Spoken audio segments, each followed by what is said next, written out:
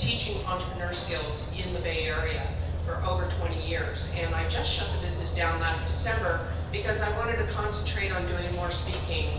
And my real passion, how many of you actually are working your passion? Nice. All right, so very few people in this country realize that when you actually work the thing that you're passionate about, it's not work, is it? When you're having to work because you have to have an income and you dread every Monday morning, do you know there's more heart attacks that happen on a Monday morning than 6.5 days of the week combined? Isn't that insane? People would rather let their heart attack them than go to work. That doesn't make any sense, does it? So what you need to do is look at today. If you're not working your passion, figure out what you can do to start implementing the things that you're passionate about. In 1998, I was speaking at an event and I could not get a single person to laugh. Now that made me very uncomfortable. At the end of the event, I asked the organizer what was different because I had been speaking there every year for 5 years straight. And he said, I should have told you the audience was all ex-convicts today. Oh, what? Do you think I would have done something a little different? I'm talking about chambers, I'm talking about being part of Rotary and Lions and Kiwanis, and these people are thinking, this is a really scary world out here. How am I going to survive? The whole way from San Jose to Walnut Creek, I'm driving and I'm thinking, if I was them in the audience, and there were 2,000 people applying for every job, did you know that that was back in '98? Today it's over 3,000 people applying for a single job. What are the chances an ex-convict is actually going to get a job? Absolutely zero. So what do they have to resort to? Doing another crime. So we've created a system that actually keeps people in the system. So I came up with a concept. In fact, I was telling you earlier, I make this available in every prison, and it's also available for Dave Mason's program back in Washington, D.C., where he is retraining veterans when they come back from the war to actually find a business that they can start rather than find a job that they can't get. So that program is actually called Just Over Broke Syndrome, JOBS. But what I do is I match the personality. You have kind of an analytical side of your personality, don't you? Very logical. Now, I know this because I read faces. I can look at anyone's face. I can tell how fast to talk, how slow to talk.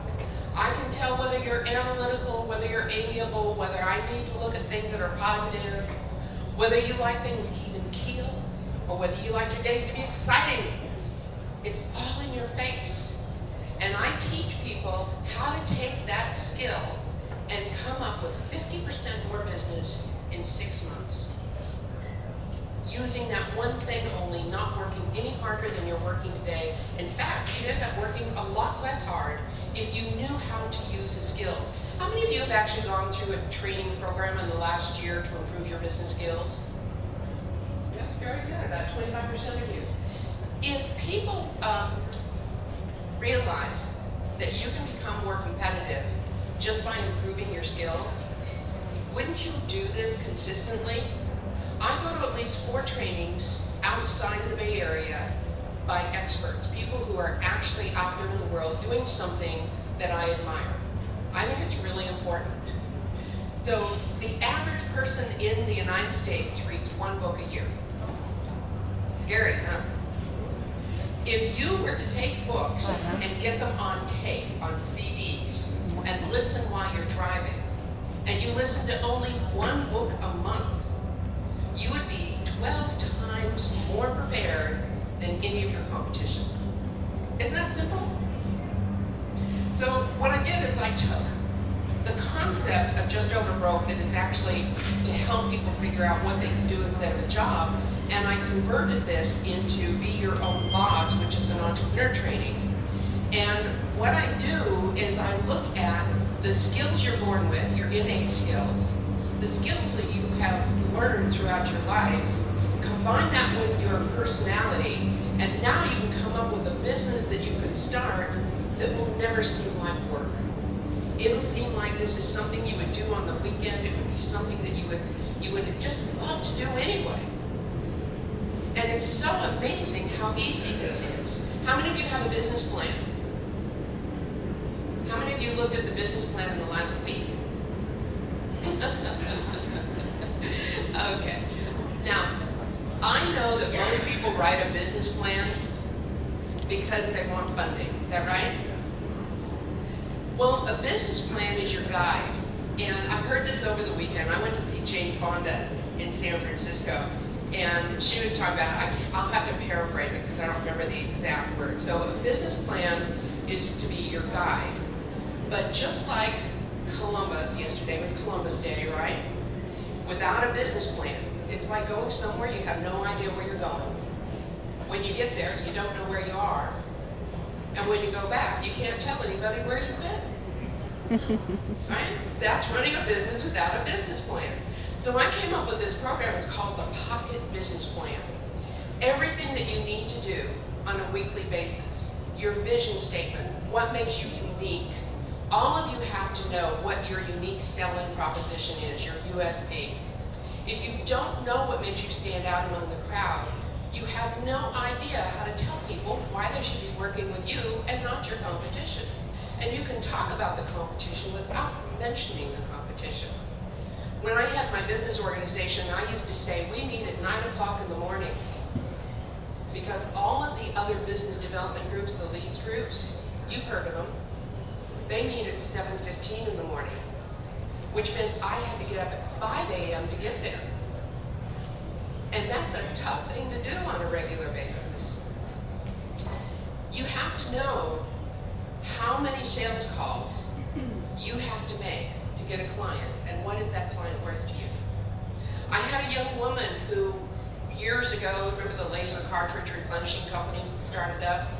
She was going to do this business. She had 3 kids under 10, and she was bound and determined she was going to contribute to the household financial need. And when I said you have to analyze what's going on in your business, I was an efficiency expert for the State of California University Systems in 1977. That was a tough job. We were in a moratorium for all universities, and I figured out how to get them profitable. So I looked at her business, and she was $3,000 a month in the hole. And she'd been doing that for 6 months. I told her about a concept that I had created called Power Partners. Power Partners are your strategic alliances. They're already working with your clients, but for a different reason. For a business attorney, it would be a CPA, it would be a business banker. For somebody who's in landscape, it might be somebody who's in construction, a house painter, even a realtor, right? Because they would know. So if you create a relationship, and I'd like to challenge all of you, if you meet 4 Power Partners every week, between now and the end of the year, I promise you, if you cultivate those relationships by January, you're going to end up with 50% of your business referred to you next year. Now, what would it be like if you started every month with at least 50% more business? If you knew that all of your overhead was covered before you ever opened the doors. See, that's the position that you need to be in. There's always more than enough business, but you have to know where to find it. And you have to be very clear on what you want. So if you don't know what your client looks like, how many employees do they have, what is the base of their business, if you can't define, like when I talk to some people and I'll say, who are your clients? And they'll say, oh, everyone. Well, that doesn't help anybody think, oh, I know. If you say, I love to work with realtors. And then how many people know a realtor? Everybody, right? So when you're very specific about what you're looking for, now you can end up being able to focus, have everybody else focus on how they can help you. And what I found, and this is really interesting to me, it took a long time. I had a travel agency during the Gulf War in '91. That was like one of the worst decisions I ever made. So I can tell you every mistake that you can make because I've made them. But I also figured out how to rectify the mistakes, which is where I get the meat of my knowledge. Is I figured out I had a travel agency that was doing $30,000 a month, and I decided I could buy it and turn it around. That was April. By December, I was doing $90,000 a month.